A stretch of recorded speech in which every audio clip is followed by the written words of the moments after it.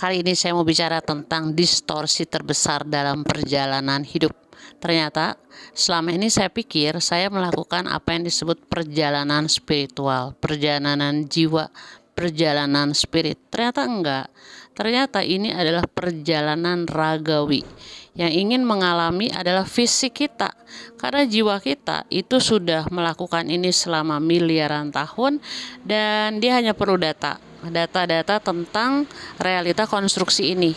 Jadi ini bukan perjalanan spiritual, tapi ini sebenarnya perjalanan fisik.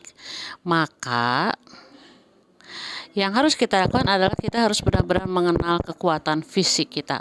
Bahwa kebohongan-kebohongan tentang usia akan membuat kita menjadi sakit-sakitan, melemah, itu bohong banget. Saya sudah membuktikannya ketika naik ke Ijen, lalu turun ke kawah Blue Fire, lalu naik lagi dalam usia 63 tahun, ternyata raga kita itu bukannya semakin melemah tetapi semakin kuat. Karena selama bertahun-tahun, berdekade-dekade, kita sudah melatih fisik kita mencapai tingkat optimal.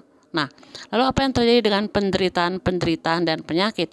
Itu adalah cara badan untuk melakukan detoksifikasi, purging, supaya akhirnya kita kembali lagi ke kesehatan ragawi yang kita miliki ketika belum ada kontaminasi vaksinasi, kimia, atau konsep-konsep religi, spiritual, edukasi, ekonomi, dan lain-lain.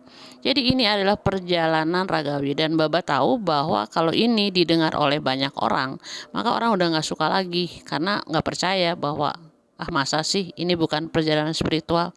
Bukankah selama ini yang digembar-gemborkan adalah ini adalah perjalanan spiritual, ini adalah perjalanan jiwa. Teman-teman, jiwa kita baik-baik aja. Jiwa kita tidak akan pernah bisa disentuh oleh sesuatu yang lebih rendah dari dia. Yang dibuat dalam konstruksi ini oleh penguasa elit manapun juga, ya nggak bisa menyentuh jiwa. Bagaimana kita bisa menyentuh ketuhanan yang ada di dalam diri kita? Bagaimana kita bisa mengontrol Tuhan yang ada di dalam diri kita? Nggak bisa. Jadi ini adalah murni perjalanan raga. Dan teman-teman bisa membuktikan sendiri kalau misalnya teman-teman nanti dipanggil ke suatu tempat, entah gunung apapun juga atau tempat apapun juga. Kalau Baba itu kebetulan Blue Fire di Ijen dengan